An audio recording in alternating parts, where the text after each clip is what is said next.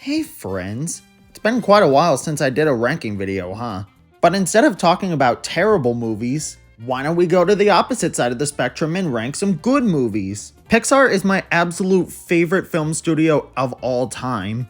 They've made some of my favorite characters and stories in all of cinema. I absolutely adore them. However, there are quite a few stinkers, which we'll get to. But for the most part, this will be an extremely positive video. Just like Ellis Mark's video, I'm going to be talking about the movies in order, and then I'll be ranking all the films at the end of the video. I should mention that my ranking for these movies would probably change over time, though maybe I'll change it in a week or so, I don't know. Enough preamble, let's do this. What we need is a fresh new toy! Toy Story, the one that started it all, and let me just say that this movie is amazing. It wasn't only ahead of its time just because of the animation, but also because of the writing. This film is hilarious, genuinely one of the funniest Pixar movies ever made. But what really works about this movie is the character dynamics. Woody works so well off of Buzz despite being enemies. I think this movie strikes a perfect balance between likability and hateability with Woody. Yeah, you would understand why he would go to these measures, but also he goes to these measures regardless. And it's a miracle that this movie turned out so amazing despite one, Katzenberg's suggestion to make Woody even meaner, and two, just all the production troubles in general. This movie is a masterpiece, 10 out of 10. It's Toy Story. Do I really need to explain why it's amazing? And I would say that you should go check it out, but chances are, you probably already did. Players! I don't believe that man's ever been to medical school. Bug's Life isn't nearly as good as Toy Story, but it is still a solid film. It's just not great. Okay, I'll get my main problem out of the way first. Yes, the liar reveal plot is kinda tropey and a little bit dumb, but what I think really propels this movie up is that it's just so charming. Really, really charming. And the villain of this movie is really great, despite being played by a villain in real life. The writing is pretty solid, the jokes are really good, and I really love the setting of this movie. I love how this dried up river basically looks like a desert and boxes just look like skyscrapers to them. Again, I don't really have that much to say about this movie, it's just kind of charming. It's like a 7 out of 10, going right under Toy Story in the ranking. I want to be a cowboy, man. Toy Story 2 is freaking sweet, dude. It's not as good as the first one, but I still really love it. I am super nostalgic for this one. I'd argue that Stinky Pete is one of the best twist villains ever in a film. He just so cleverly tries to manipulate Woody into going into Japan with him, and it works well. It shocks both the audience and the character perfect. The jokes in this one are really funny. This is definitely the second funniest Toy Story movie, without a doubt. Pretty much each of the jokes in this film land. Jessie and Bullseye are great new additions, even though more so Jessie because Bullseye is basically just horse. And I gotta say, the world building is excellent. Also, the fact that You've Got a Friend in Me is basically a song that was made in Woody's TV show, that is a stroke of genius. I love it. Toy Story 2 is amazing. I love it. I can easily see why this is considered one of the best sequels ever made, going right under Toy Story but above Bug's Life. Monsters Inc. is one of the easiest films I've ever put in S tier. I love it. This is the funniest Pixar movie I have ever seen. Every single joke here lands and always gets a chuckle out of me on rewatch. The scare floor will be painted? Whoever wrote this screenplay needs a medal. The writing here in general is just perfection, even without the funny. I love every single character. Everyone is memorable. Sully and Boo's relationship is just straight up adorable. And yes, the ending always makes me sad.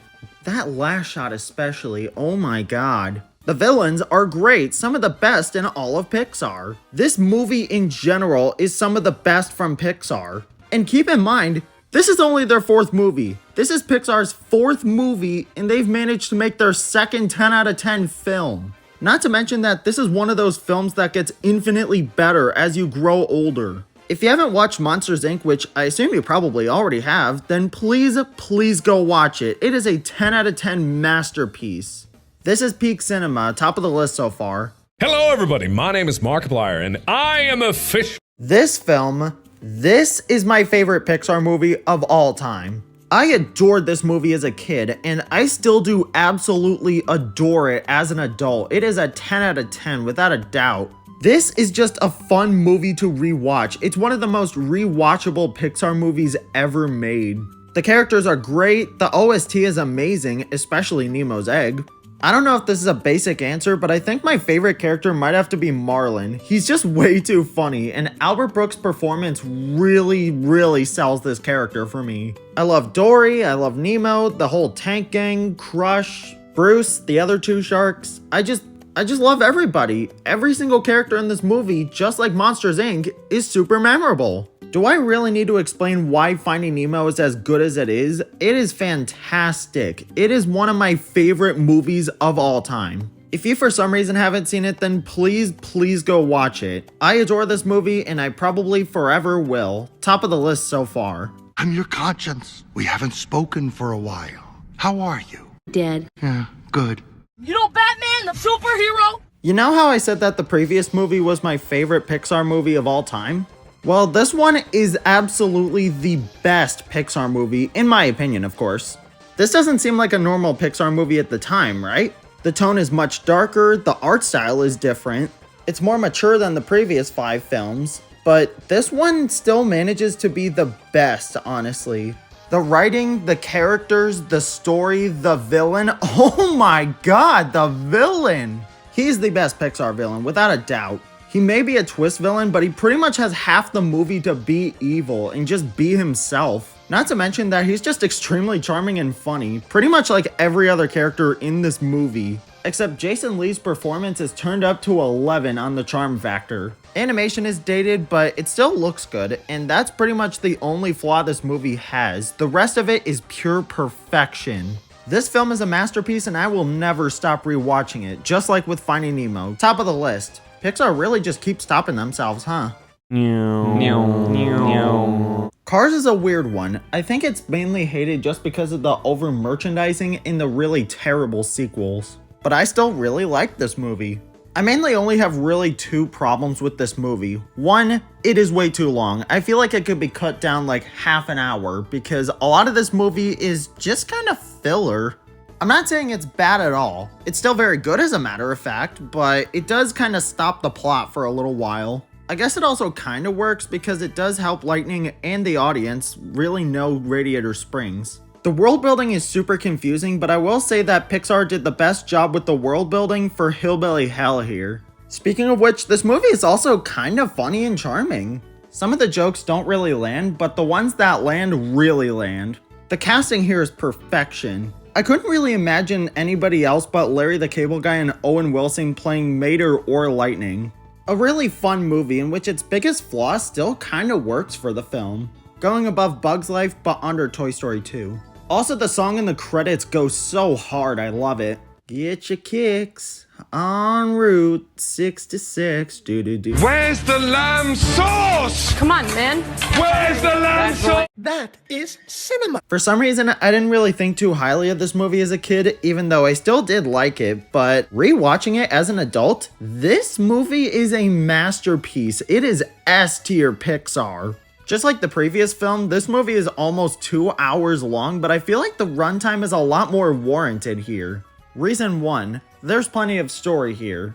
I really like the side characters despite them not being utilized all that much. But I don't think they were really necessary, because Remy and Linguini's relationship is amazing.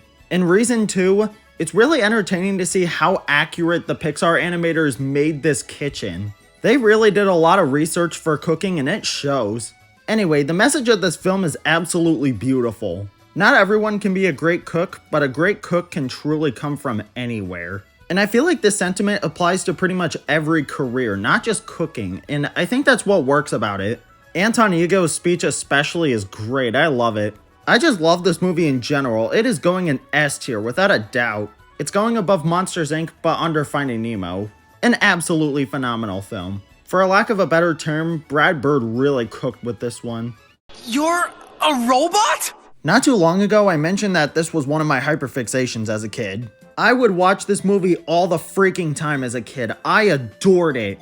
But here's the real $1,000,000 question. Does it still hold up to this day? Unlike one future Pixar movie, which we'll get to, the answer for this one is yes, definitely, absolutely. This movie has held up wonderfully. It has not aged a singular day. Not just with the animation, which absolutely looks amazing by the way, but also the writing. The screenplay for this movie is absolute perfection. And honestly, there is no character that I hate. I love Wally, I love Eve, I love the little cricket, the captain, and yes, even Otto. This may be a hot take, I know, but I kind of think Otto actually really works for the plot. Yes, it may seem kind of boring that he's only just following his programming, but that's kind of the point. He may not be a memorable villain like Syndrome or Charles Muntz, but honestly, that's kind of fine. All these robots in the movie just feel so alive and so charming. They're all expressive and three-dimensional despite the fact that they're robots.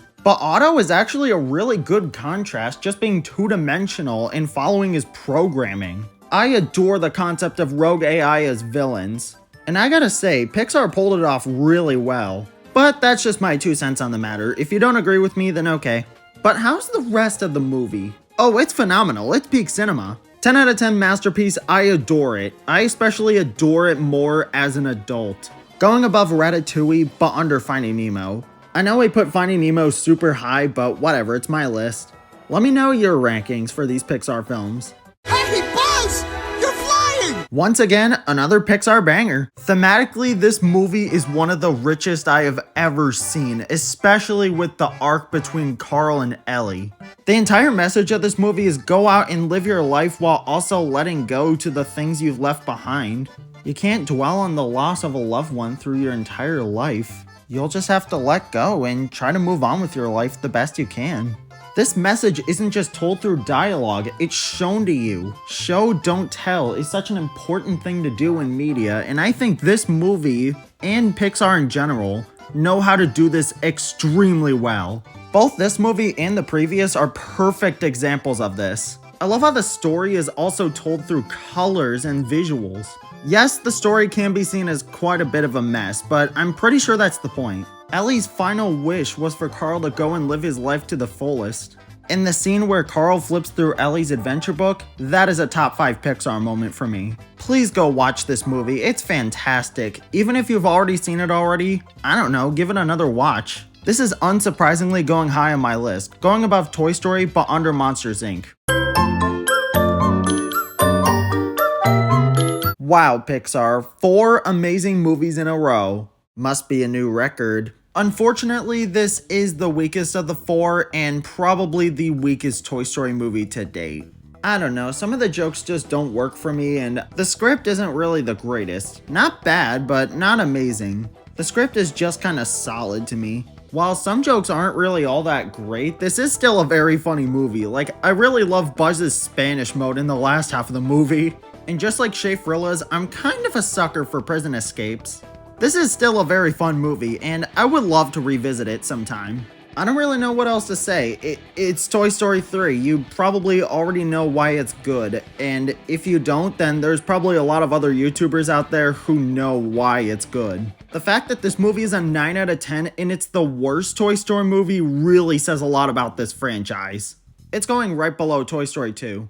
A spy on a mission? This movie sucks. I did not enjoy it at all. I enjoyed it as a kid, but when I rewatched it as an adult, yeah, I just knew that every character in this movie was a complete idiot. Including Lightning, and especially the spy cars for somehow thinking that Mater is a spy after he told them multiple times that he wasn't. This movie so desperately wants to depict Mater as sympathetic, but also just constantly calls him out for being a complete moron. Which do you want to go for, movie? I can't concentrate. Yeah, pick one. Pick one! The characters, the writing, the jokes, pretty much everything here sucks. One major thing that saves the movie for me is the music. Oh my god, the OST slaps. Listen to Finn McMissile's theme. It is amazing. And I guess I like Francesco, I don't know. This movie is absolutely terrible. Do not watch it. Bottom of the list so far.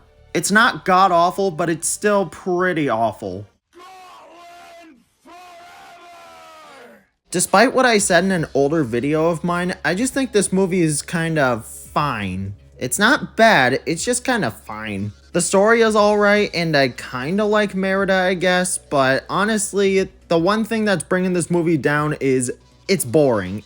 It kind of gets really, really boring. For about like 20 minutes to half an hour, the story just kind of halts. The pacing just really hurts this movie. There is a lot of filler in the middle. It is kind of funny that Bear Mom can't really use utensils because of being a bear. Eleanor was a perfectly decent character. Merida's brothers are fine. I do kind of like Fergus as a character. He's really funny to me. And Merida is kind of generic, but I guess I like her. She's not the worst Pixar protagonist, but she's not really all that good to me. I don't know, maybe this movie will get better on a rewatch, but as of now, it's just kind of decent. I did kind of have a soft spot for it as a kid, but honestly as an adult, it's fine. Maybe on a rewatch it'll get even better, but who knows. For now, it's going right below Bug's Life. Wakey, wakey, wakey, wakey, it's time for school. This is the most underrated Pixar movie I have ever seen. I gotta be honest, I really love Monsters University. The main message of this movie, while I'm not gonna spoil it, is honestly the best part of the movie, and it's very realistic. And while the whole Scare Games plot is kind of filler, I honestly don't really mind because it's just a lot of fun. This is a really fun movie to rewatch. While the plot of this movie just feels like a generic old college movie, I think that's what works about it. It really gives you this college-esque feel, and I just really enjoy that. The jokes are pretty solid. The voice of Luigi from the Mario movie is art. There's not really much I do have to say about the movie except it's just really fun. And it is really cool to see that there's more lore to the monster universe. Like there's a science behind the Scream canisters. It's really cool. Besides the message of the movie, I think the world building is the best thing about it. Go watch this movie if you haven't already. It's genuinely great. It's going under Toy Story 3, but it's not too far off. Whoa, this is Stan's mind? Oh my god, I adore the Inside Out movies. They are so great. While we'll soon be getting into the best Pixar movie of the 2010s, this one is probably my absolute favorite. Not only is this movie extremely funny, genuinely being the funniest Pixar movie of the decade, but it also has such amazing writing, characters, and world building. Joy is great, Sadness is a little annoying at the beginning, but she's perfectly fine throughout the rest of the movie. Fear and Anger are really funny, I love them. And Disgust is honestly peak character design, and she's a pretty solid character.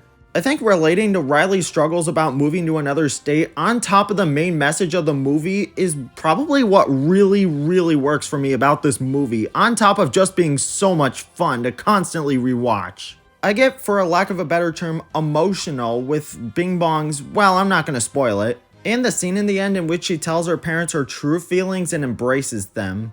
Pixar really did their homework on psychology with this movie and it shows. This film is so creative, yet depicts the mind so accurately that it's insane. I don't know who came up with the concept for this movie, but bravo. But in general, bravo to those people who worked on this movie. It is genuinely amazing. I will definitely rewatch this movie soon. It's so good. Going right above Toy Story 2, it seems like Pixar is really getting back on their feet here. I spoke too soon. This film is just nothing more than a tech demo for Pixar. Yes, the backgrounds are beautiful, but they honestly really clash with this cartoony, dumb-looking dinosaur. I cannot stand Arlo as a main character. He's the second worst Pixar protagonist I have ever seen, and his voice really gets on my nerves. I hate it. He's just extremely whiny and obnoxious. I hate it. There's no other likable characters though. Even Spot is just kind of meh to me. The story is pretty much non-existent. After Arlo's dad dies, he gets swept up in a river and now has to get home. That's the entire premise of this movie. Barely anything happens in this movie beyond the 20-minute mark. It's so boring. I get that Pixar wanted to try to be atmospheric and beautiful with this one, but guess what? They already did it with WALL-E. This movie isn't atmospheric at all, it's just bland and boring. Arlo and Dog Boy are the only memorable characters in this movie. Nobody else is relevant to the story at all. This movie is awful, I hated it on rewatch. It's a boring mess that serves to be nothing more than a tech demo for Pixar. I genuinely have nothing left to say. This movie is terrible. The premise of humans and dinosaurs is so wasted on this movie. I hate it. Going at the bottom of the list so far. It is terrible. Hello, everybody. My name is Markiplier, and I am a fish. Again. Finding Dory sadly isn't nearly as good as Finding Nemo, but it's still a pretty fun time. Sadly, in this one, Dory is kind of obnoxious, especially in the beginning. Probably not just because she's voiced by Ellen DeGeneres, but also just because some of her jokes just aren't really all that funny at all. And the flashbacks of her parents do kind of get repetitive after a while, and that's kind of annoying. It makes sense for the plot, sure, but it just comes off as super repetitive. But other than that, this is a pretty solid movie. I love the new characters, especially Hank. It's kind of interesting to see all the main characters go through land instead of just water. There's quite a few creative ideas here. I love the setting a lot. The animation with Hank the Octopus is godly. He looks amazing. Destiny and Bailey are pretty fun, even though Bailey doesn't really get a whole ton of screen time. The fact that Dory learned to talk whale because of a whale shark is a pretty neat touch. And overall, I had a pretty good time with this movie. It's not as good as its predecessor, but I still highly recommend this one. It's very good. It's going above Cars but under Monsters University. I ain't old! I ain't old! Cars 3 is a boring, unengaging movie. 2/3 of this entire freaking movie is just a really boring, uninteresting training montage. It's still somewhat entertaining at times, but it's still really boring and uninteresting. There's no references to Cars 2 in this movie, which is hilarious. Mater's in like 3 scenes, I think. Barely any characters get to do anything besides Lightning and Cruz Ramirez, who's not really all that interesting of a character. She's just kind of whatever. But oh my god, the ending to this movie sucks. In the final race, Lightning McQueen does a few laps and then basically just goes, "Hey, Cruz Ramirez, why don't you finish the rest of the race even though you're not a good racer at all?" Like, I understand it from a narrative and story standpoint, but we've been watching this movie for an hour and a half for the payoff that Lightning does his final race, but no, Cruz does it instead. Why? This is the big payoff? We wanted to see Lightning win. If he just finished this race by himself and then retired afterwards and started training Cruz Ramirez, then maybe I would buy this ending. But Lightning has gone through so much crap throughout the entire movie, especially a demolition derby. This might genuinely be the worst payoff I have ever seen in any Pixar movie. Overall, this film is fine, but it's super boring. It's not bad like the second movie, but it is a lot more forgettable and unmemorable. It's going right under Brave. This is my family. Coco is amazing and is going very high on my list. As of this video, this is one of the best looking Pixar movies to date. It's super detailed, it's vibrant, it's just a beautiful movie in general. Everything here looks amazing. I especially love the writing in this movie, particularly with the dialogue. Miguel and Hector especially work so well off each other. And there aren't really too many jokes in this movie, but the ones that are in this movie really land. And I didn't really know much about the Day of the Dead before watching this movie for the first time, but it was really cool getting to learn about these traditions. Hopefully Pixar can do this with any future movie, because this is really fascinating to learn about. It's just really neat. My only real problems with this movie are that the pacing is kind of uneven in some places. And also the way that the villain is kind of cliche, but I do kind of understand it for the story and its in character. But one huge praise I have for this movie is that ending. Oh my god, the ending of this movie is perfection. It is one of the best endings out of any Pixar film. Scratch that, I think it's the best ending out of any of these films. If you've slept on this movie, then please go watch it. It is amazing. It's going right under Inside Out. It's that good. My name is Doof, and you'll do what I say. Just like Finding Dory, this movie is nowhere near as good as the first one, but honestly, I do kind of like this movie a bit more than Finding Dory. This film feels like a direct following of the first one, despite coming out a whopping 14 years later. Nothing really feels all that off. Yes, the colors are a lot more vibrant in this movie, and Tony's design is a lot different compared to the first movie, but that's mainly just because of the advances in animation technology. One interesting change from the original is the role reversal. Helen is doing all the superhero work and Bob is taking care of the kids. Now, yes, I am fully aware that Bob's side of the plot is kind of filler, or at least comes off as filler, but it's not really a big deal for me because, honestly, I just want to see more of the Parr family. I love their interactions with each other, and they're just really good characters. I just want more of them.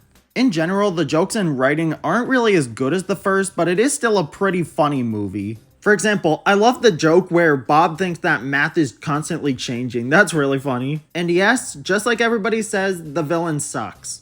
It's a bit of a shame too, because Syndrome is genuinely the best Pixar villain I've ever seen. Overall, Incredibles 2 is genuinely great. I really loved it. Despite my personal issues with it, it's really fun to rewatch, and I just want to see more of the Parr family. It's going right above Finding Dory. Garbage. Like with Finding Dory in the previous movie, it's not as good as a predecessor, but is still pretty great. Out of all the sequels here, this one is definitely the most underrated of the bunch. At least in my opinion. Now yes, I will admit that the pacing is not the best, and the running joke with Buzz isn't really all that funny, but I still had a blast with this movie. It's also a shame that Forky doesn't really get all that much screen time, but I found him to be pretty likable. I find him especially pretty funny when he just says, "I'm trash." Bo Peep is completely different from the first two movies, but honestly, it was just kind of fun seeing her again. And she's a lot more interesting as a character in this movie than she ever was in the first two. Bunny and Ducky are pretty funny, especially with the plush rush scene. And yeah, I love Toy Story 4. It's going above Toy Story 3, but under Toy Story 2. Also Kitty. We're magic. Ooh, magic. Onward is another underrated Pixar movie. It's not the most memorable or best written Pixar movie, but I still really like it. Though I do gotta say, it is one of the less memorable Pixar movies. Tom Holland was a pretty great character. I don't know, I liked him. He's a socially awkward kid who's pretty shy and can't really make friends. Haha, a younger version of me is in this movie and I don't like it. Chris Pratt was kind of an odd choice to play Barley, but I still liked him regardless, even if I wanted someone like Jack Black playing him. This film feels exactly like D&D and it shows. You can totally tell that the writers just made this movie based off of their random D&D session, and I love it for that. There's a bunch of crazy scenarios, there's a lot of magic, there's a gelatinous cube, and I gotta say, the emotional hook of this movie is really well done. I just really wanted these two elf brothers to finally get to see their dad again. And that ending is really sad, but I loved it a lot. I just had a ton of fun with Onward. It was actually great. It's going above Finding Dory, but under Incredibles 2. Soul is amazing. I loved it a lot. I'm not going to go too deep into this movie considering I covered it not too long ago, but this is without a doubt Pixar's most mature movie to date, especially with its super deep themes. But that's not a bad thing. It's great. I don't really have much to say. It's Soul. It's not the best Pixar movie, but it's definitely the most mature, and I love it for that. I didn't enjoy it as much as Inside Out, but I still love it regardless. The writing is great, the jokes are really funny, I really love the characters. It's going right above Toy Story 4. Luca is without a doubt the second best Pixar movie involving sea creatures. I honestly had a ton of fun with this movie, even more than Soul. Yes, the story is a lot more simple and not really all that deep, but I think that's what I love about it. I just like a simple slice of life movie. That's just one of the many things I love about Studio Ghibli. And this is the one Pixar movie that feels the closest to a Studio Ghibli movie, and that is some pretty high praise right there. This film didn't need a ton of rules or deep messages to go along with it. It just needs to have likable characters, and that's what this movie does so well. Luca is a sweet, naive little boy. Alberto is basically just like season 1 Patrick Star. Julia is pretty funny. Her dad has peak character design. I love the kitty. Luca is an absolute delight of a film. It's going right above Soul but under Toy Story 2. Soul and Luca are very similar in quality to me. It's all about you, girl. Despite being an adult male, I really enjoyed Turning Red a lot.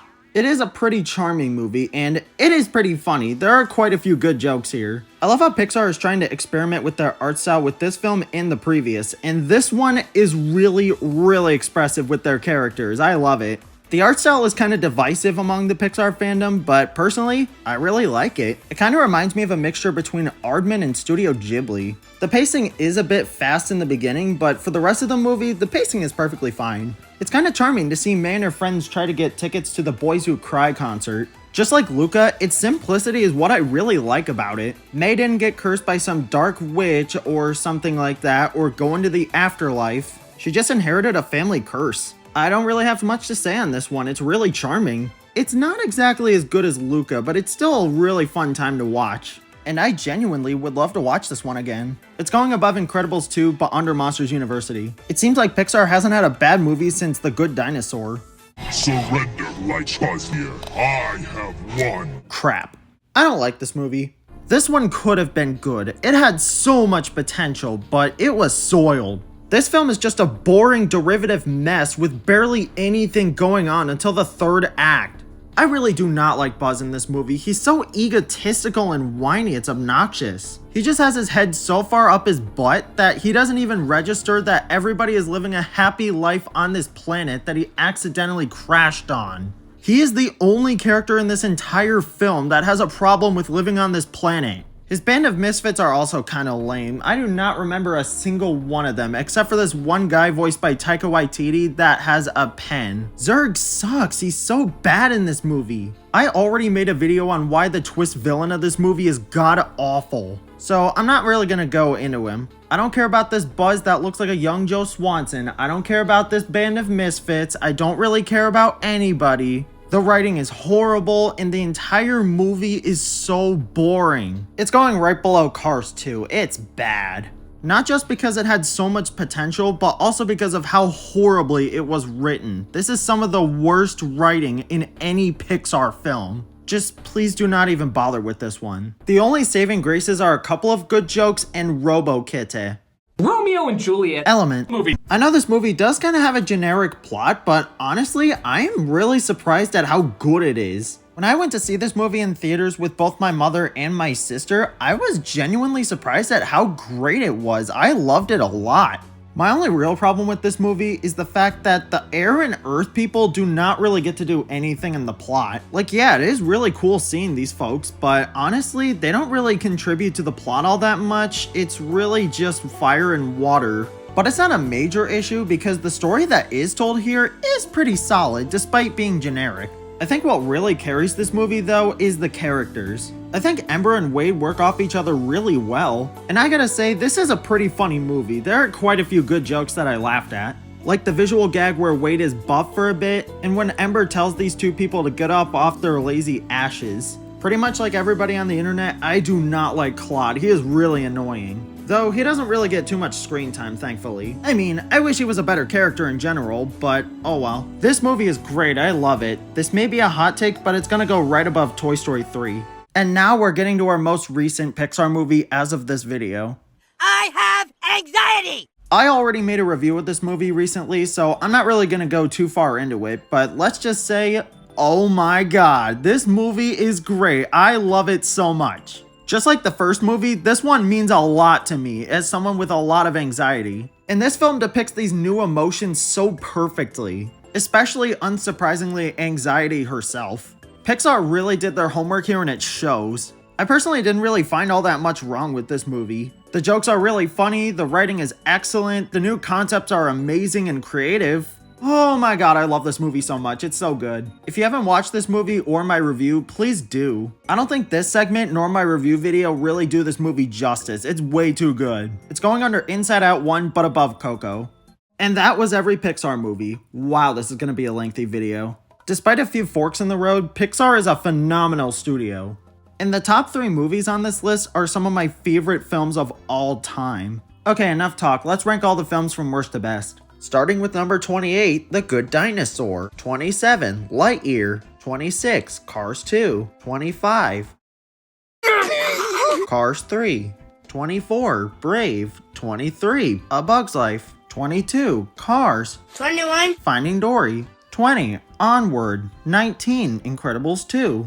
18, Turning Red. 17, Monsters University. 16, Toy Story 3. Oh wow, that's a hot take. 15, Elemental. 14, Toy Story 4. 13, Soul. 12, Luca. 11, Toy Story 2. 10, Coco. 9, Inside Out 2. 8, Inside Out. 7, Toy Story. 6, Up. 5, Monsters Inc. 4, Ratatouille. 3, WALL-E. 2, Finding Nemo. And number 1, The Incredibles. Well, that's my list. Hopefully for like another week. If your ranking is different or similar to mine, let me know in the comments. I'd be glad to hear from y'all. I'll see y'all later. I hope you liked this video.